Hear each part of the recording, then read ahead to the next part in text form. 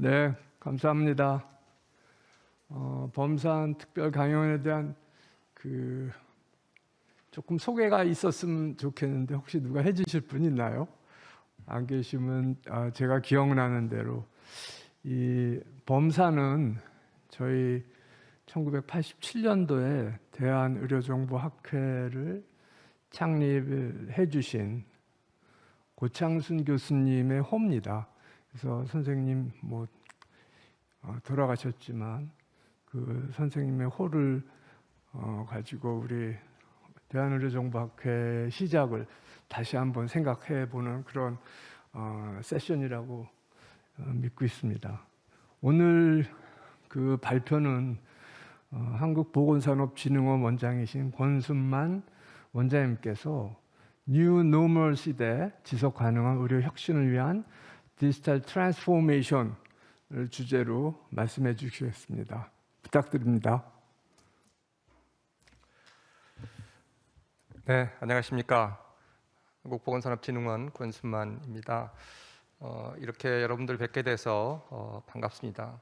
또 이렇게 중요한 자리에 저를 초대해 주셔서 큰 영광으로 생각합니다. 제가 제 앞에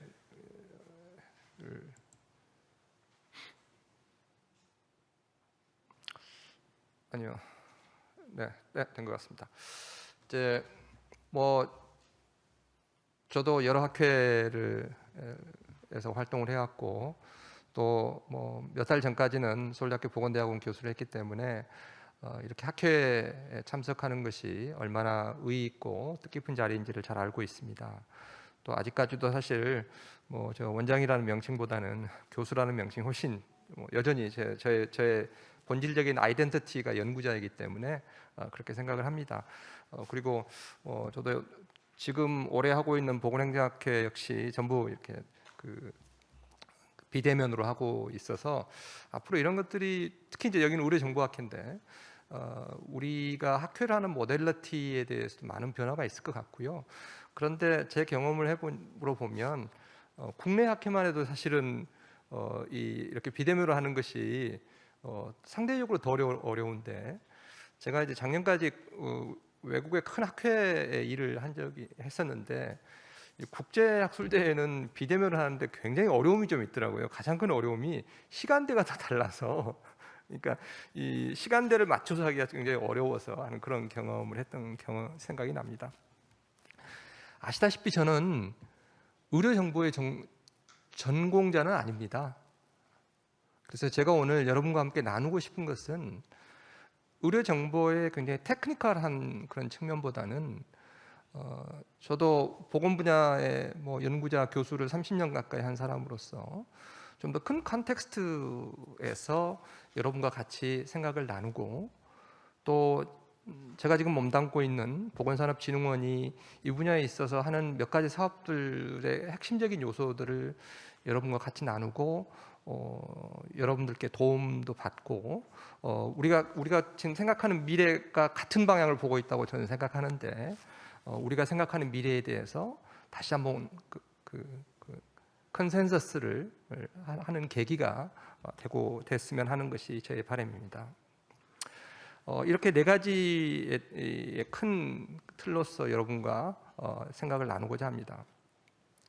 자, 이제 보건의료가 당면한 문제입니다.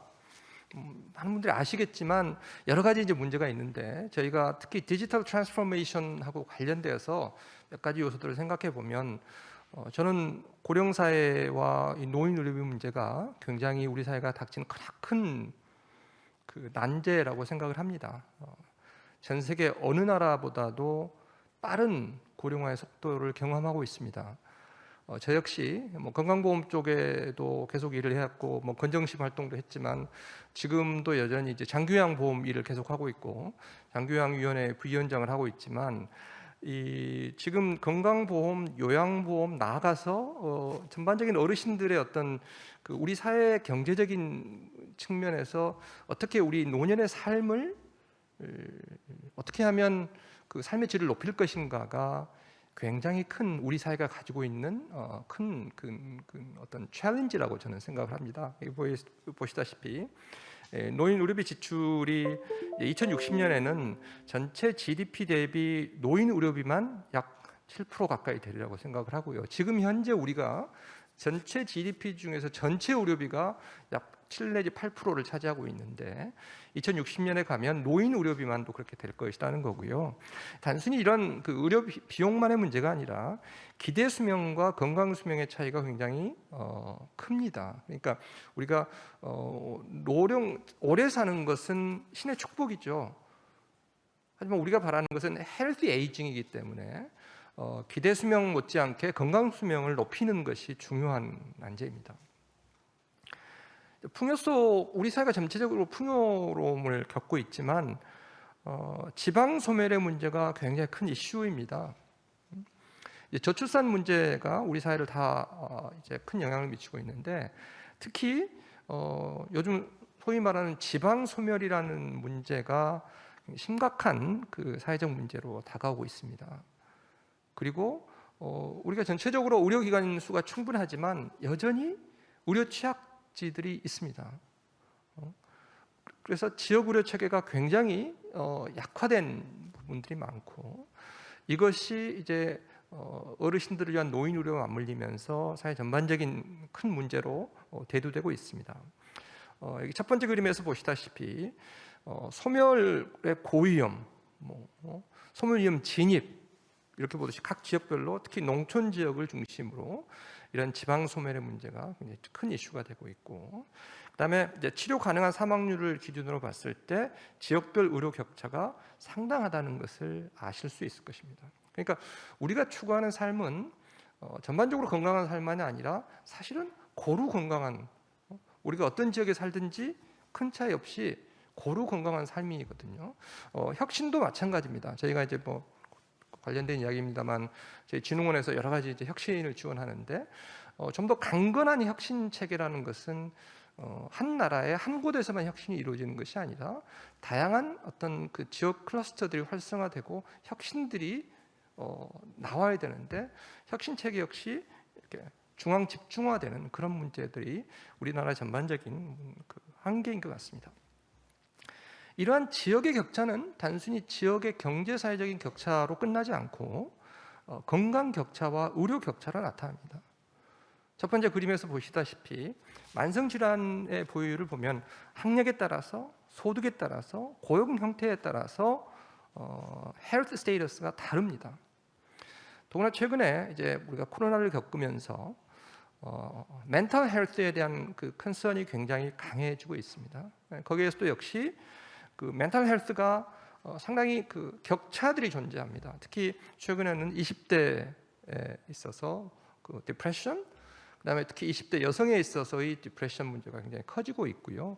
그래서 이런 그 다양한 격차, 젠더에 따른 거, 예를 들면 지금 여기 많은 분들이 연구를 하시는 분들이잖아요. 벌써 외국에서는 어떤 연구 보고가 있냐면 코로나 상황에서 학교가 닫히고 복지 시설이 닫히면 그러한 케어의 버든이 가정으로 돌아올 수밖에 없고, 그랬을 때 여전히 그 케어의 버든을 지는 사람은 여성일 경우가 많다는 거죠. 그래서 벌써 외국을 보면 여성의 연구자와 남성 연구자 간의 리서치 퍼포먼스가 갭이 생기기 시작했어요. 코로나 이후에. 그래서 그런 다양한 우리가 그 갭이나 인에쿼티에 대해서 고민을 해야 된다는 거죠. 그다음에 우리는 전반적으로 보건의료의 질이 높습니다. 굉장히 세계에 자랑할 만한 그런 체계를 가지고 있습니다만 여전히 이제 건강보험 보장성은 그렇게 높지 않고요. 선진국에 비해서 굉장히 낮고, 또 어떤 부분에 있어서는 이 의료 체계의 그 의료 질에 대해서 우리가 약간 의문을 가질 만한 현상들이 존재합니다. 예를 들어서 아시다시피 그 당뇨는 우리가 지역사회에 있어서 1차 의료나 자기 그 건강관리를 잘할 수 있다면 굳이 입원으로 갈 필요가 없는 건데, 그런 면에서 보면 당뇨 입원율은 어떤 그런 시스템의 효율성을 판단하는 중요한 척도가 되기도 하는데, 한국이 다른 나라에 비해서 굉장히 당뇨로 인한 입원율이 높다는 것을 보여주고 있습니다. 자, 이제 굉장히 급속한 기술 변화가 있습니다. 오늘 저희가 많이 다룰 회의에서 많이 다루겠지만 뭐 AI니 빅데이터니 유전체 치료, 뭐 재생의료 이러한 눈부신 기술 발전들이 보건의료 분야의 혁신을 야기하고 있습니다. 굉장히 장점이 많습니다. 하지만 한편으로는 어떤 빅테크 플랫폼 기업의 어떤 독과점의 문제랄지 인공지능을 활용하는 데 있어서의 윤리적인 문제, 그다음에 의료 일선에서 계시는 의료인들의 역할이 무엇일까? 그다음에 의료기관 역시 종래에 생각했던 어떤 그 의미가 이제는 달라지는 것들, 이러한 다양한 변화에 우리가 어떻게 대응할 것인가에 대해서 고민점들이 생기고 있는 것이죠. 여기서 이 오른쪽에 있는 그림이 보면 지금 이게 저도 몽고했는데 이게 AI라는 이제 큰 가운데 있는 겁니다. 근데 AI가 어느 쪽으로 움직이느냐에 따라서 천사도 있고 그 뒤에 옆에 한쪽에는 악마도 있는 상황이기 때문에 우리가 인류의 인류의 건강을 높이고 우리의 삶의 질을 높이는 방향으로 이러한 기술들을 활용해야 하는 그러한 과제를 안고 있습니다. 보건의료 분야에 좀 더 포커스를 맞춰서 보시겠습니다. 이제 이 트랜스포메이션이나 빅 트렌드에 있어서 첫 번째 트렌드는 이제 빅데이터 구축과 활용입니다. 여러분 다 아시다시피. 그래서 전 세계에 있는 데이터 볼륨의 약 30%가 보건의료 분야에서 생성되고 있다고 합니다. 그리고 이제 우리나라의 최근의 자료를 보면 이런 데이터를 이제 개인들이 이런 데이터를 제공할 의향이 이제 코로나 상황에서 상당히 높아졌다라는 거죠. 그래서 오른쪽을 보시면 타 병원 진료 기록 공유를 할 용의가 있는데 그것들이 이제 이런 걸 통해서 정밀한 진단과 진료가 가능할 수 있다면 87% 정도가 제공하겠다. 맞춤형 운동이나 맞춤형 서비스를 이용하는데 그런 목적이라면 활용하겠다. 반면 이것이 목적이 어떤 민간 헬스케어 기업의 의료 상품이나 서비스를 개발하는 데 쓰이는 거라면 다른 분야에 비해서 절반이 안 되는 정도의 의향만이 있는 거죠. 그래서 이런 걸 보면 국민들이 전반적으로 나의 데이터를 제공할 의향이 높은 것은 있지만 그것이 어떤 목적으로 쓰이냐에 대한 컨선을 가지고 있다라고 볼 수 있겠습니다. 두 번째, 이제 언제 어디서나 접근 가능한 개인 의료 정보입니다. 요즘 크게 이제 이슈가 되듯이 My Health Way가 지금 큰 정책적 이슈가 되고 있습니다. 그래서 이것은 그야말로 개인이 주도해서 그 데이터를 내가 사용하고 또 그런 걸 통해서 의료진들과 효율적으로 의사소통을 하고 그러한 시스템을 만들다는 거죠. 그래서 예를 들면 본인의 의료 데이터를 한 곳에서 열람하고 관리할 수 있는 체계를 만들 수 있고, 지금 다양한 게 데이터가 흩어져 있지 않습니까? 그러니까 의료기관에 있는 거, 건강보험 체계에 있는 거, 뭐 약국에 있는 거, 이런 것들을 한 곳으로 빠르게 효과적으로 한 곳으로 모아서 관리할 수 있다. 그다음에 예를 들어서 그런 것들이 응급 상황이나 일반 진료 시에 의료진들이 효과적으로 빠르게 의사결정을 하실 수 있도록 도움이 될 수 있고, 또 이런 것들이 일상 속에서 국민들이 체감하는 서비스를 지원할 수 있고요. 그다음에 개인이 일단 의료 이용만이 아니라 개인의 라이프 로그 데이터나 다양한 데이터를 잘 결합함으로써 개인의 어떤 건강 관리에 효과적으로 쓰일 수 있다. 이런 것들이 이제 어떤 의료 정보의 패러다임이 크게 바뀌고 있다라고 볼 수 있겠습니다. 그래서 이제 그런 것들을 통해서 사전에 예방적인 건강 관리를 위한 디지털 솔루션들이 활용이 좀 더 확대되고 있다는 거고요. 전 세계에서 보면 여기 왼쪽에서 보시다시피 이제 전 세계의 어떤 건강 웹 시장은 엄청나게 폭발적으로 커지리라고 다 예상을 하고 있습니다. 그리고 우리나라 이제 국민들도 여기 이제 첫 번째 가운데 그림은 이제 국민 의식 조사인데요. 국민들 역시 어떤 디지털 헬스케어에 대한 인식이나 수용도가 굉장히 높아지고 있고요. 여기는 이제 의료인들, 일선에서 일하시는 의료인들을 대상으로 했을 때 보면 디지털 헬스케어 도입 1순위로 고려할 수 있는 서비스로서 예를 들어서 건강관리, 건강정보 수집 및 모니터링이라든지 건강교육, 다양한 분야에 대해서 고려를 하고 있다는 것을 알 수 있겠습니다. 그래서 이제 이런 것들과 함께 지금 예를 들어서 용인 세브란스 병원도 이 스마트 병원의 사업을 하셨습니다만 이제 병원을 스마트하게 스마트 병원이 지금 우리 정부에서도 또 저희 진흥원을 통해서 저희가 하는 사업 중에 하나이고요. 그래서 이 환자 중심의 스마트 병원 체계를 갖춤으로써 이런 의료기관에서 생산되는 다양한 정보나 그런 것들을 기기와 연계하고, 그럼으로써 어떻게 보면 전 주기적으로 스마트 헬스케어 생태계에 구축하는 데 중심이 될 수 있겠다라는 생각을 합니다. 물론 뒤에서도 말씀드리겠지만 우리가 궁극적으로 추구하는 것은 스마트 병원만이 아닙니다. 병원을 포함한 1차, 병원의 앞부분에 있는 1차 의료기관, 병원의 뒷부분에 있는 재활과 케어를 포함하는 전반 총체적인 어떤 스마트 케어 시스템을 구축하는 것이 우리의 목표라고 하지만 1차적으로 스마트 병원 시스템을 잘 갖추는 것이 그런 우리가 궁극적으로 추구하는 목표에 있어서 좋은 출발점이 될 것이다 하고 믿습니다. 그래서 그런 것들을 통해서 병원의 다양한 액티비티들 사이에 연결성을 높이고 내부 프로세스를 최적화하고, 그럼으로써 환자의 치료 효과, 의료 질, 페이션 익스피리언스를 극대화하는 이러한 것들이 가능해지리라고 생각을 합니다. 비대면 진료에 대해서 저희가 이번에 코로나를 겪으면서 한시적으로 비대면 진료가 허용이 되었습니다. 여러분 아시다시피 이런 비대면 진료에 대해서 여전히 우리나라의 의사협회의 입장은 반대라고 저는 알고 있습니다.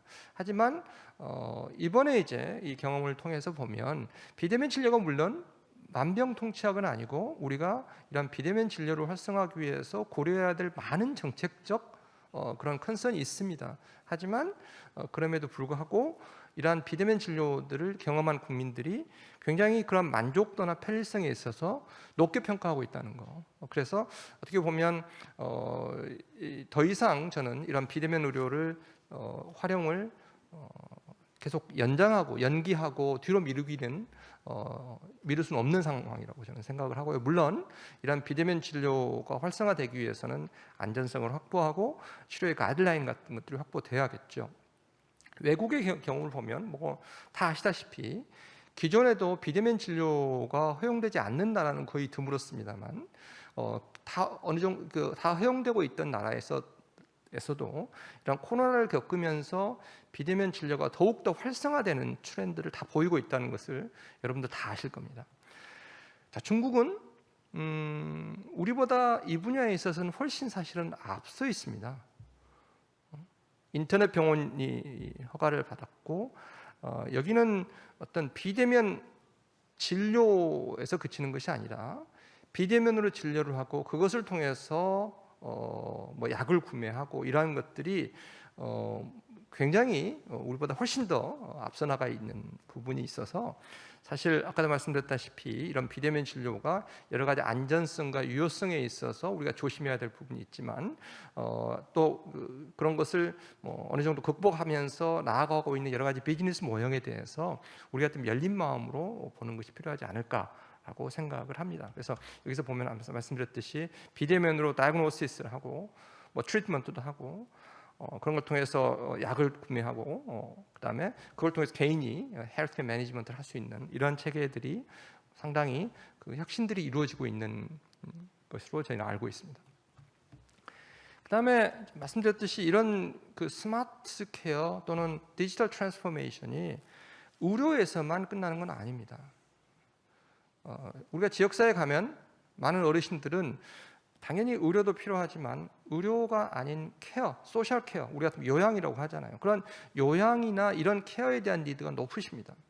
그러면 그분들에게 어떤 사회적 고립을 방지하고 안전한 거주를 위해서는 가정 내 다양한 디지털 솔루션들이 도입되고 있습니다. 그런 것들이 비로소 잘 이루어질 때 우리가 소위 말하는 AIP, Aging in Place가 가능할 수 있겠죠. 그래서 사실은 어르신들이 병원에 계시거나 요양시설에 계시기보다는 자기 살던 집에 익숙한 장소에 계속 지내시면서 삶의 그 노년기를 지내는 것이 훨씬 삶의 질이나 행복감에 있어서 중요하겠죠. 하지만 케어가 필요하기 때문에 그분들이 그런 그 에이징 인 플레이스가 가능하게 하려면 이런 그 어시스티드 리빙 프로그램 같은 것들이 중요한 역할을 할 수 있다는 겁니다. 그래서 다양한 이제 디바이스들이 나오고 있는데요. 여기 보면 소셜 아이솔레이션을 좀 줄여주는 거, 예방하는 거, 온라인 커뮤니케이션 할 수 있는 거, 그다음에 이제 케어기버가 있잖아요. 그러니까 케어를 주는 사람들을 좀 도와주는 여러 가지 기능들, 서포트할 수 있는 이런 디바이스들이 활용되고 있다는 겁니다. 그리고 이제 미국의 이런 보고서를 보면 다양한 측면에서 어떤 스마트 기술이 이러한 그 행복한 노년과 헬스 에이징, 에이징 인 플레이스를 가능하게 하는 그런 그 기술 트렌드들을 예시로 들고 이런 것들을 어떻게 하면 활성화할 것인가에 대한 정책적 논의들이 활발하게 진행되고 있습니다.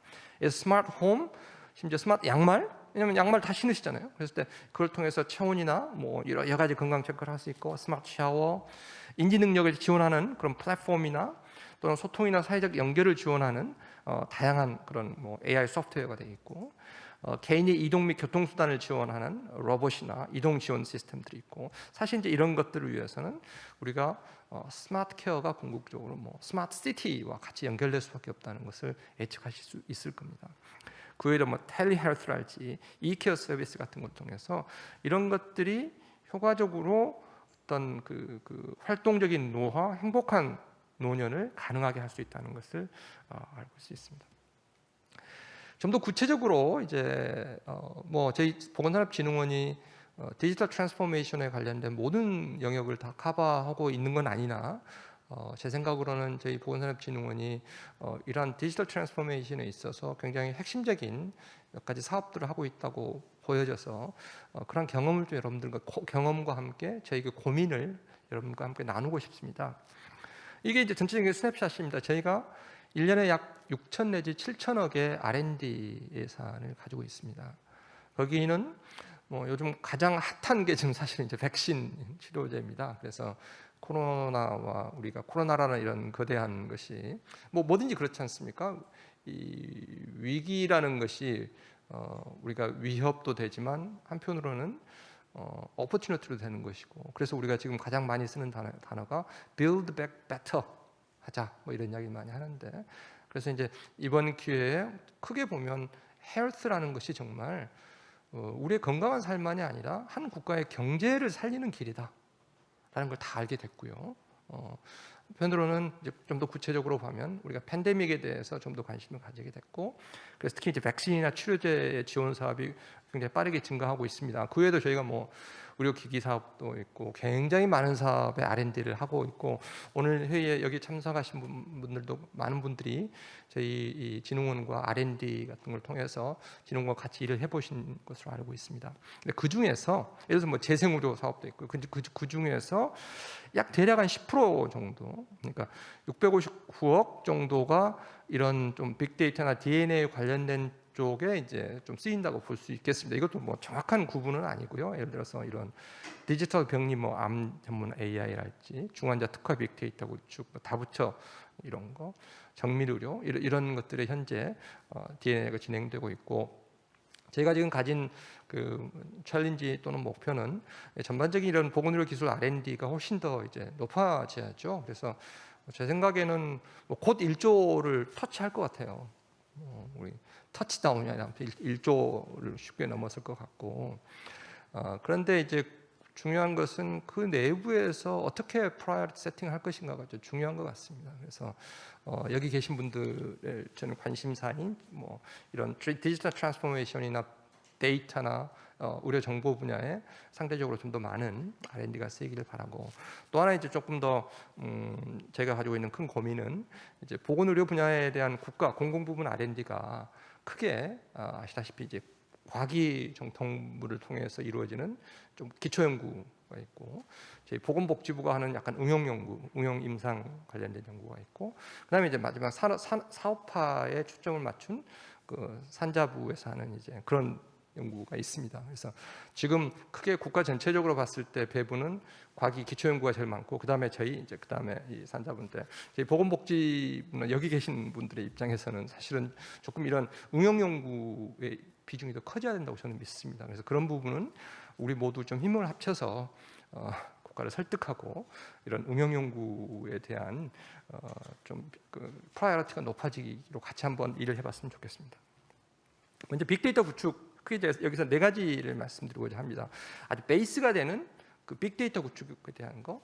그다음에 주로 1차 의료에 관련된 저희들이 하고 있는 디지털 헬스 관련. 그다음에 병원 중심으로 하는 스마트 병원.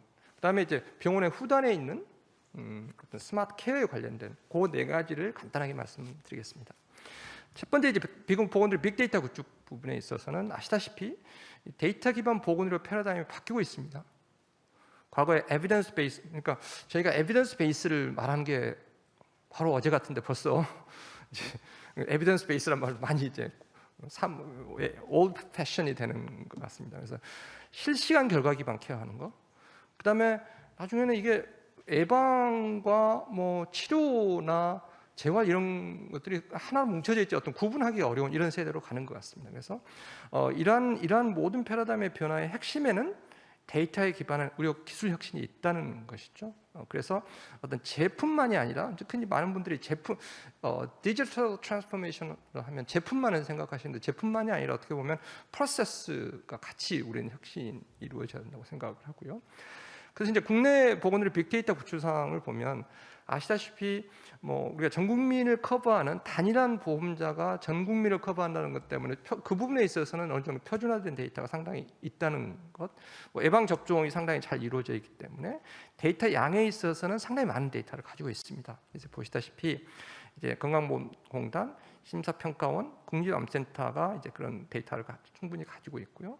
그다음에 이제 민간의 입장에서 보면 뭐 상당한 이런 뭐 EMR 90% 이상의 의료기관이 EMR을 가지고 있습니다.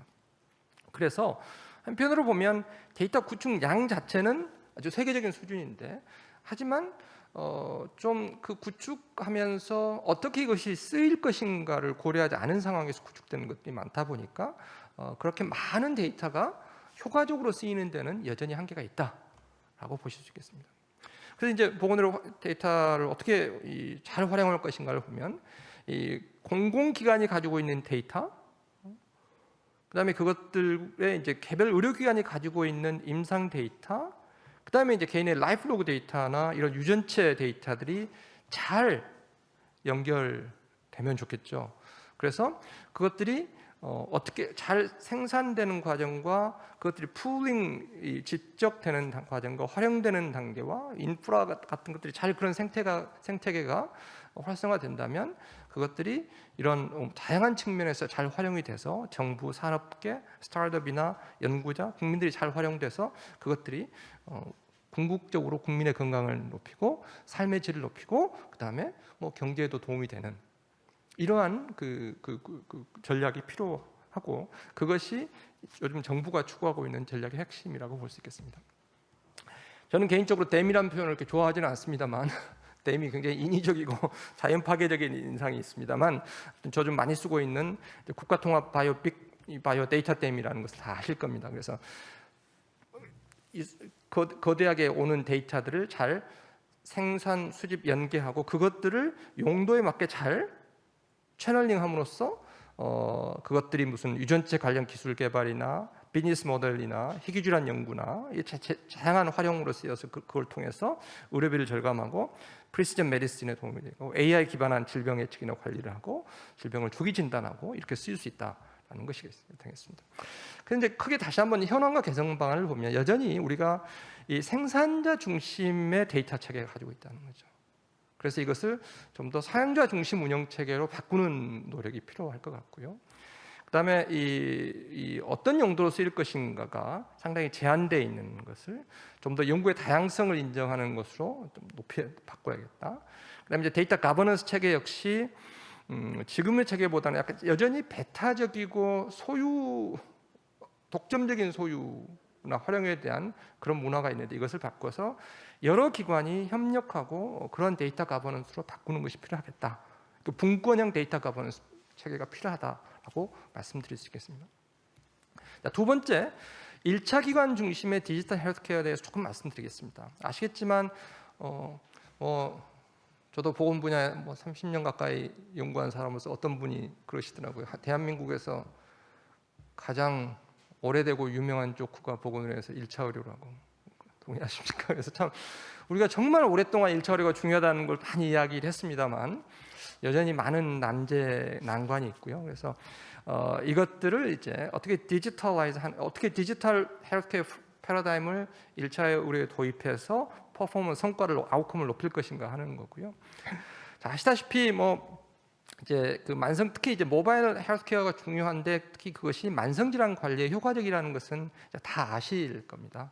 그래서 외국의 경우에 보더라도 뭐 미국에서는 이런 뭐 당뇨병 예방 프로그램에 대해 수가를 지급한다거나 독일에서도 수가한다거나 그리고 사실 이제 많은 선진국에서 그 퍼포먼스 베이스 페이에 핵심적으로 많이 쓰였던 것들이 이제 당뇨병이나 뭐 혈압 관리 이런 것들이거든요. 그래서 이제 그런 것들을 관리함에 있어서 효율성을 좀 높이는 기전으로서 이런 디지털 헬스케어가 많이 도입되고 있고 우리는 아직 뭐 활성화되지는 않았지만 저희가 이제 일부 사업을 해본 경험을 공유해드리겠습니다.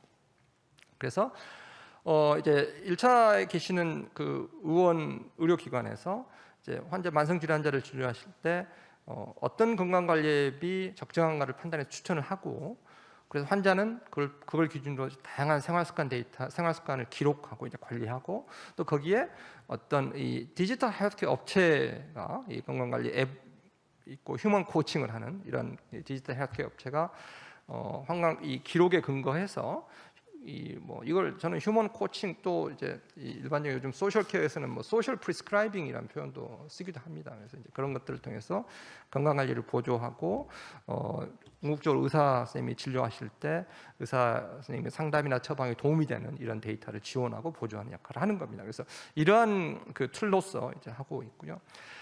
이제 실증 결과가 아직 많지는 않습니다만 여전히 이제 계속 나오고 있습니다. 해놓은 결과를 잠깐 보여드리면 예를 들어서 1차는저 실증 결과에서 중제군에서 체중이나 허리둘레 뭐 이런 것들이 굉장히 유의하게 개선됐어요. 여기 보면 이제 그 중제군과 대조군 사이에 체중 변화하고 이런 것들이 굉장히 크게 들어 보이는 걸 아실 겁니다.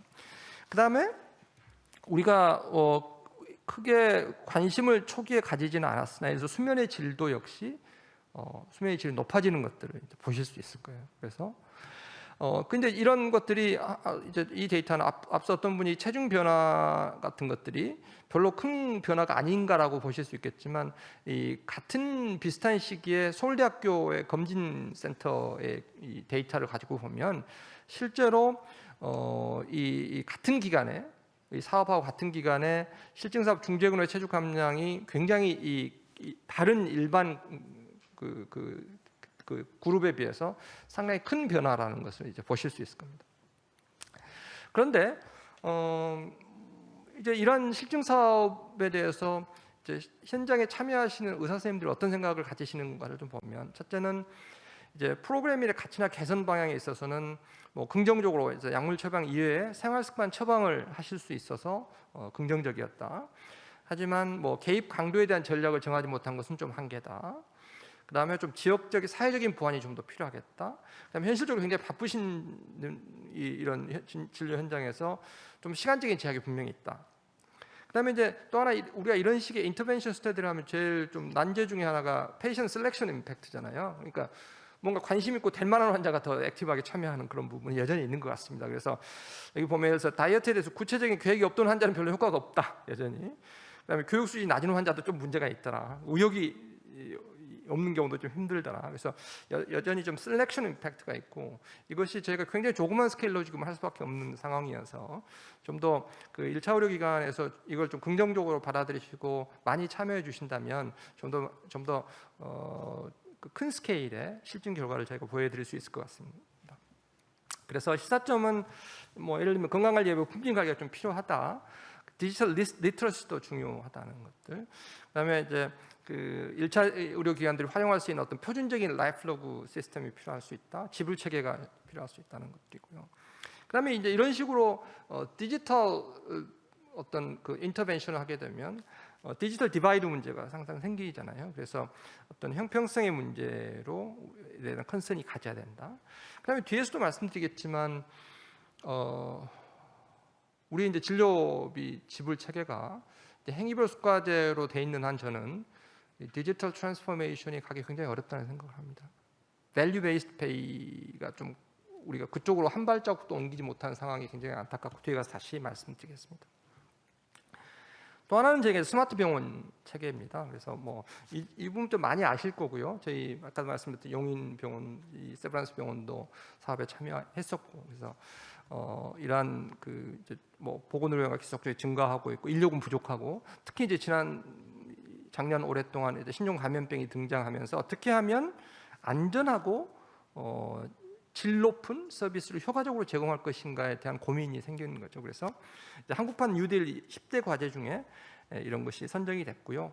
저희가 계획은 2020년에서 25년까지 매년 3개 분야를 선정해서 지원하는 목표를 가지고 있고, 지금 2차년도 사업이 진행 중이고, 3차년도 사업의 지원 분야에 대해서는 이제 매년도에 브레인스토밍을 거쳐서 지원 예를 이제 결정하고 있고, 거의 결정된 상황으로 보시면 되겠습니다. 그래서 이런 단기 및 장기 목표를 가지고 있습니다. 사업 개요는 뭐 2020년에는 요 3가지 영역에서 이제 원격 중환자실, 스마트 감염 관리, 병원 내 효율적인 자원 관리, 이 에어리어를 가지고 저희가 사업을 했고요. 그다음에 올해에는 병원의 환자 안전 관리, 스마트 특수병동, 지능형 워크플로우를 가지고 이 사업 영역에 대해서 했습니다. 그래서 작년에는 5개 컨소시엄이 이제 참여하셨고요. 여기 여기 보시면 리스트가 나와 있습니다. 용인 세브란스 병원이 작년에 참여를 하셨고, 올해도 이제 5개 컨소시엄이 선정이 돼서 하고 있습니다. 그리고 내년도에도 이 스마트 병원 사업이 지속될 거고요. 그 다음에 저희가 이제 장기적으로는 공공병원 분야에도 어떻게 스마트 병원 컨셉, 스마트 병원 사업을 할 수 있을까요? 그래서 한편으로 공공을 좀 강화하는 그런 축이 될 수 있지 않을까라는 고민이 있고, 그 분야에 대해서 사업을 하려고 합니다. 주요 성과에 대해서는 뭐 빨리 넘어가겠습니다. 그래서 전반적으로 코로나19 대응 효율이 증가했고, 당연히 병원의 운영 효율성 증가하고, 장기적으로 우리가 굉장히 중요한 서비스 질 향상에 대해서 긍정적인 효과들이 있었으리라고 생각을 합니다. 제가 이 부분은 많이 아실 것 같아서 넘어가겠습니다. 원격 중환자실, 특히 이 거점 서울대 분당병원 같은 경우에는 그 이천병원과 안성병원 공공 지방의료원들과 원격 중환자실 운영을 통해서 굉장히 효과적인 그 ICU 운영이 가능했었고요. 그다음에 이제 어떤 병원에서는 스피드 게이트를 통해서 그 코로나19 상황에서 효과적으로 그 병원에 들어오는 분들을 그 안전 관리를 할 수 있었다는 것들이고, 그다음에 이제 이 리스크 프리딕션 같은 걸 통해서 어떤 낙상이나 욕창을 관리하고 항암제 투여 모니터링을 할 수 있었던 케이스가 있고요. 그다음에 이제 뭐 이런 것들, 사업의 의의는 이런 것들을 통해서 이런 디지털 트랜스포메이션을 하고 스마트화하고 이런 것들의 가능성이 있다. 이제는 저희가 이제 시작 단계니까요. 하는 그런 것들의 가능성을 제시했고, 이제 앞으로는 이런 겁니다. 그러니까 한국적 상황에서 정말 지금 사실은 앞에서 보여드리지 하나하나 조각을 저희가 하고 있거든요.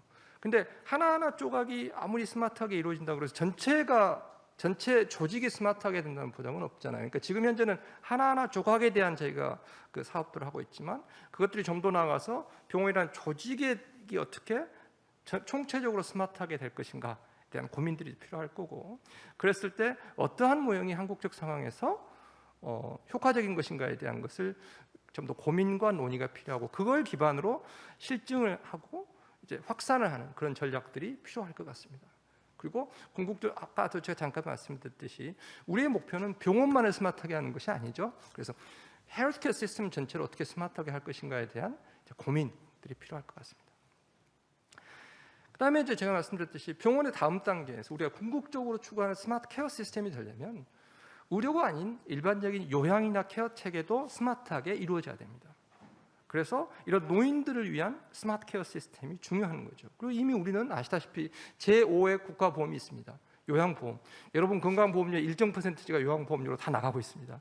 그리고 건강보험 보험료 비용 대비 요양보험의 비용이요, 갈수록 지금 요양보험 비중이 커지고 있습니다.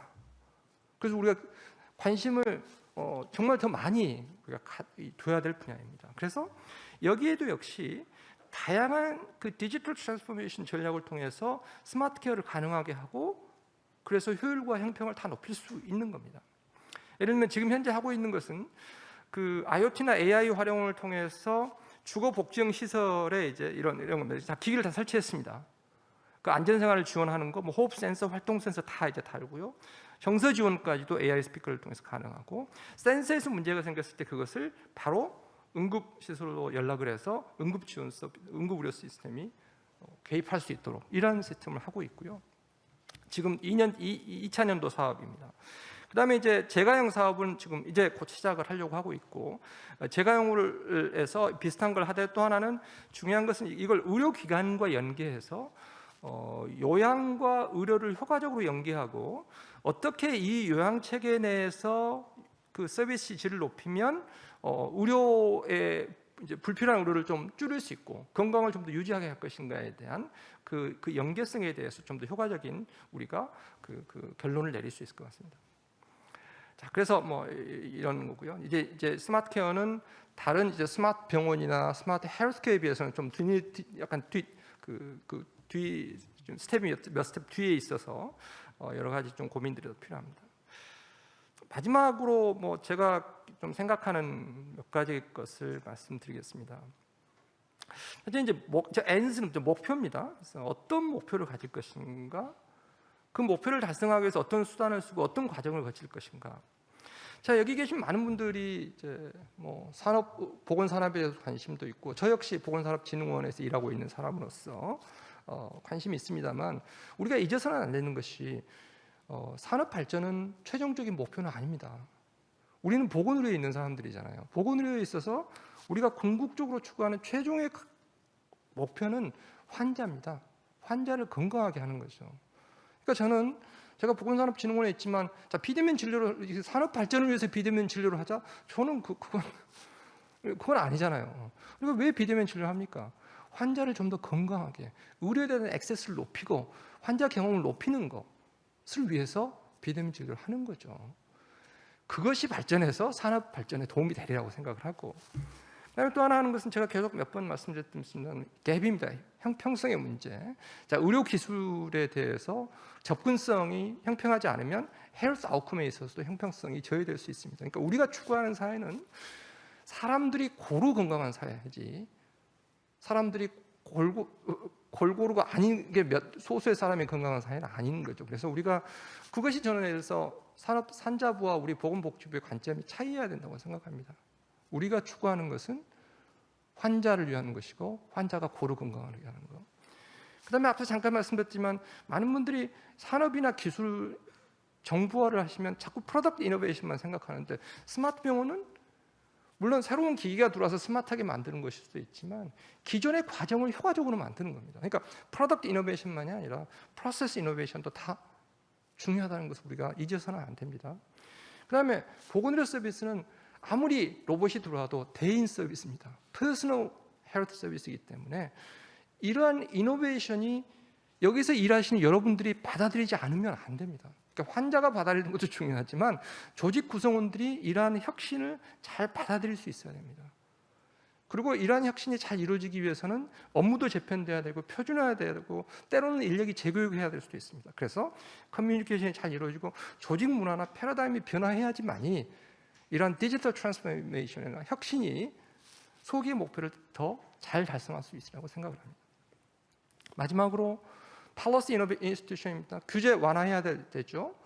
하지만 규제가 강화될 부분도 있습니다. 환자의 safety, privacy는 우리가 함부로 손 놓을 수 없는 분야입니다. 그것이 보건의료의 특성입니다. 지금 현재처럼 resource based relative value라고 그러죠. 행위별 수가제를 뭔가 투입이 되면 돈을 더 주고 투입이 안 되면 돈을 덜 주는 이러한 행위별 수가제에서는 디지털 이노베이션은 이루어지기 어렵습니다. 왜냐하면 기존의 것들에 비해서 투입이 적더라도 환자에게 훨씬 좋은 아웃컴이 간다면 그것에 대해서는 보상을 많이 해줘야죠. 그런데 새로운 기기가 덜 쓰이고 장비가 덜 쓰인다고 보상이 안 누려지는 이런 건 아니에요. 그러니까 우리 기준이 인풋이 아니라 아웃컴이나 퍼포먼스 밸류의 기초에서 진료비 지불 제도가 바뀌어야 된다는 것이고, 이제 또 하나는 신의료 기술 평가나 이제 급여 의사 결정이 좀 더 합리적으로 이루어져야 된다. 정부 정책이 여전히 중요합니다. 이러한 것이 어떤 표준을 만들고 인프라스트럭처를 만드는 데 있어서 정부 역할은 중요합니다. 그런 면에서 이런 것들이 공공적 역할을 가지고 있고, 우리 기술혁신에서 예전에 많이 이야기했던 네트워크 익스터널리티를 하는 데 있어서 정부 역할이 중요합니다. 마지막입니다. 미래의 헬스는 어떻게 될까요? 아마 여러 가지 화두가 있지만 뭐 몇십 년 후에 뭐 커넥티드니스가 저는 중요할 것 같습니다. 지금 우리가 생각하는 것처럼 뭐 예방과 치료가 다르고 건강과 불건강이 다르고 이런 사회는 아닐 것 같아요.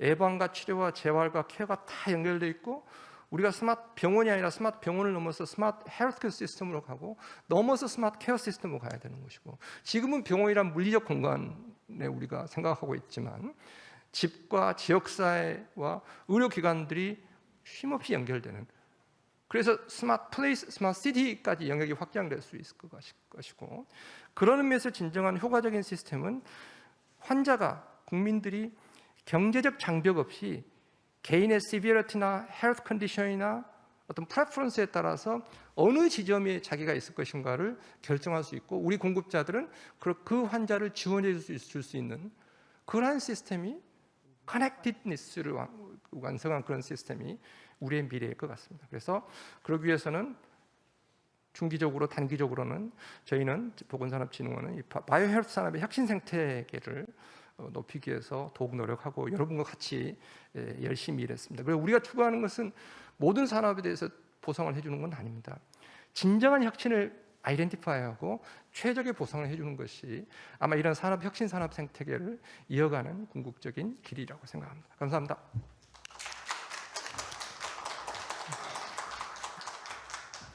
그 짧은 시간 내에 보건의료의 뉴노멀 그래서 보건산업진흥원이 그리고 있는 우리의 미래도 좀 보여주셨고요. 그다음에 이걸 해 나가는 데 있어서의 빅 트렌드인 디지털 트랜스포메이션을 또 조목조목 잘 설명해 주셔서 굉장히 의미 있는 그런 발표였다고 생각합니다. 진심으로 감사드리고요. 이게 하나 질문이 있었는데 좋은 기술이 있지만 이게 건강보험 적용이 되지 않을 경우 이게 다시 사장이 되고 그러는데 도대체 아까 조금 전에 뭐 페이 시스템도 얘기해 주셨지만 이거 극복할 수 있는 것에 대해서 한 말씀만 마무리해 주시죠. 네, 이건 뭐 저희 모두가 같이 일해야 될 것 같습니다. 저도 뭐 건정심도 했었고 뭐 지금 이쪽 분야에서 일을 하면서 이 신의료 기술 평가나 급여 의사 결정에 있어서 진정한 혁신에 대해서는 과감한 보상이 필요하다고 생각을 하고요. 그래서 의사 결정 과정에 이제 이런 내용 저희 여기서 blame이나 risk minimization이나 cost minimization이 아니잖아요. 우리 지금 이 의사 결정을 하는 데서 목표는 사회적 편익과 비용을 잘 고려해서 혁신에 대해서는 충분히 보상을 가치에 대해서는 보상을 해주는 체계. 그래서 저는 그런 의미에서 이 value-based payer, value-based 시스템이라고 할까요? 이런 데 대한 우리의 패러다임을 바꾸는데 우리 모두가 같이 힘을 모았으면 좋겠습니다. 네, 감사합니다. 예, 고맙습니다. 다시 한번 좋은 발표해 주신 권순만 원장님께 큰 박수 부탁드리겠습니다.